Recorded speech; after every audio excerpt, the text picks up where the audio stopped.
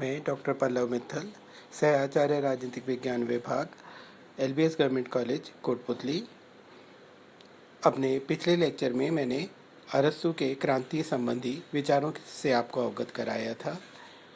उसी से आगे बढ़ते हुए जो अरस्तु ने शासन का वर्गीकरण किया है, उसमें विशेष शासन व्यवस्था में क्रांति के क्या विशेष कारण हो सकते हैं, उस विषय पर आज हम चर्चा करने जा रहे हैं।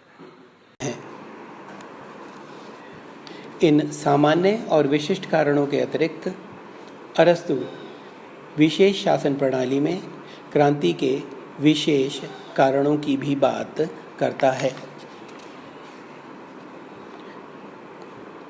इसमें सबसे पहले वो प्रजातंत्र में क्रांति के कारणों के बारे में बात करता है।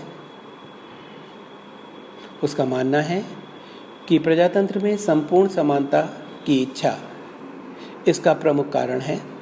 अच्छे वक्ता अर्थात वाग्वीर अपने अच्छा बोलने की क्षमता का अनुचित लाभ उठाते हैं और एक वर्ग को दूसरे के विरुद्ध भड़काने के लिए इस्तेमाल करते हैं।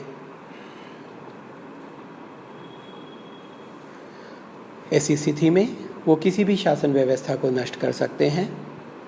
अपनी लोकप्रियता व निजी स्वार्थों को बनाए रखने के लिए वो ऐसा करते हैं। धनिक तंत्र में क्रांति का कारण धन की समानता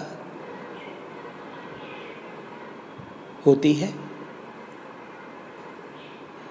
सरकार के द्वारा यदि जनसाधारण की उपेक्षा होती है, स्थिति में किसी भी महत्वाकांक्षी व्यक्ति के लिए उनका नेता बन जाना आसान हो जाता है और क्रांति की शुरुआत होती है।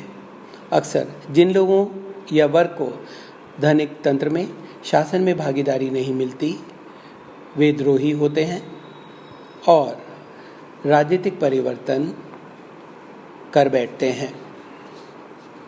कुलीन तंत्र में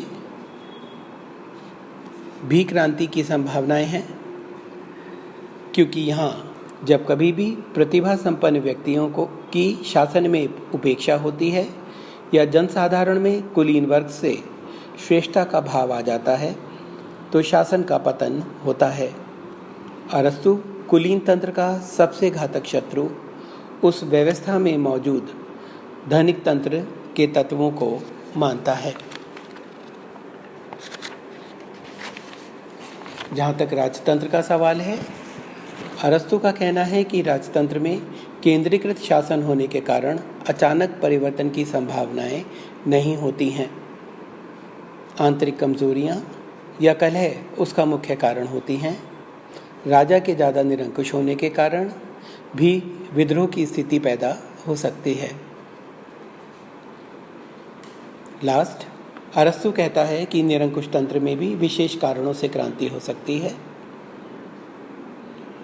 निरंकुश तंत्र में जब कभी भी व्यक्तिगत स्वार्थों की पूर्ति के लिए सत्ता का निरंकुश प्रयोग होता है, अन्याय, उत्पीड़न और तिरस्कार सभी सीमाएं पार कर देता है। निर्बल की संपत्ति का हरण होता है।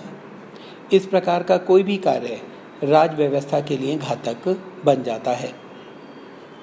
अरस्तु प्रमुख रूप में घृणा व तिरस्कार को अत्याचारी शासक के विरुद्ध वातावरण तैयार करने में जिम्मेदार मानता है।